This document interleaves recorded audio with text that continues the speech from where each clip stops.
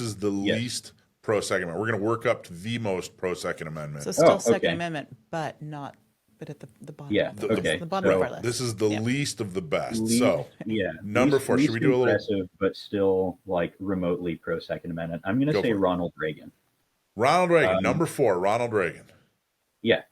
So his big pro 2A policy that, for which a lot of people remember him nowadays, is the Firearm Owners Protection Act in 1986. Yeah. And what that did is it cracked down on harassment of FFLs by the ATF. So there were accusations of ATF that their field offices would sort of focus in on some FFLs they didn't like for whatever reason. Maybe they thought they were dirty but had no real evidence, couldn't pin anything on them, or maybe they just didn't like the guy. So they would do these, like they would conduct an audit and force the FFL to close down to go through the paperwork for a few days. Then they would go, okay, that's great, we found nothing. And then they would come right back a few weeks later and do the same thing. And so the Firearm Owners Protection Act, FOPA, which Reagan signed into law in '86, cracked down on that. And it made it easier to legally transport firearms across state lines and some other opening up of existing anti-2A policies that just were nonsensical. And so this law removed them. Okay, But so just something else. just to recap before we go further. So NFA passed in 1968. NFA passed in 34, GCA passed in 68. I'm sorry, 34, right. And then, okay, got it. So from there, it gave a lot of authority for federal law enforcement to regulate firearms dealers. And as we still know today, they were acting fairly predatorily. So under the Reagan administration, a law passed that chipped away at that and basically protected gun owners and dealers, right? So that's one of the things Reagan gets credit for that happened under his administration. Yeah, that was good. Full credit to him, and so that earns him a spot on the list. There you go. But look at him standing there in was front a of an poison American pill. flag with a red tie on and everything, and Yeah, he's it looks only number great. 4. Holy Yeah, cow! movie star. All right.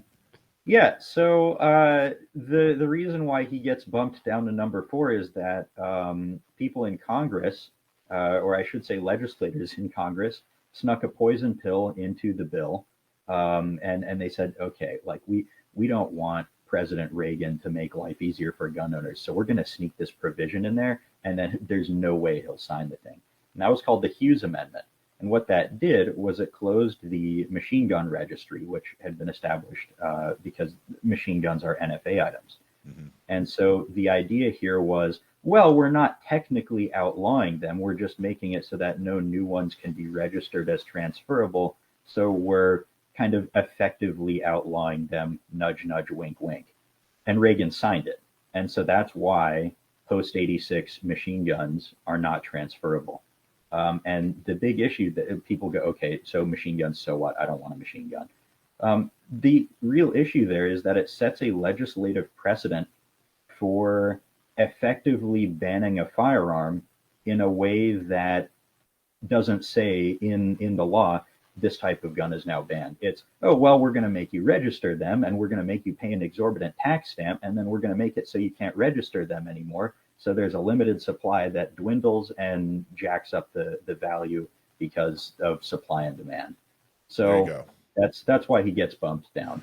That's why he gets bumped Not down. to But mention, go ahead. these are, again, I said that the criteria don't include what that president has said outside of policy about Second Amendment and gun ownership rights. But let me remind all you guys in California that he set the foundation for California's descent into authoritarianism in that respect. The Mulford Act, he signed that when he was the governor.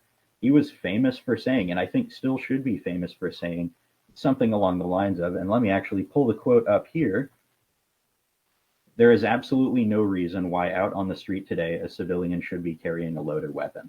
So he was avowedly anti-concealed carry.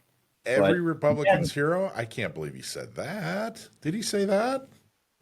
that's not why he's in his position on the list. I think the Hughes Amendment is enough of an issue, but you have that in addition.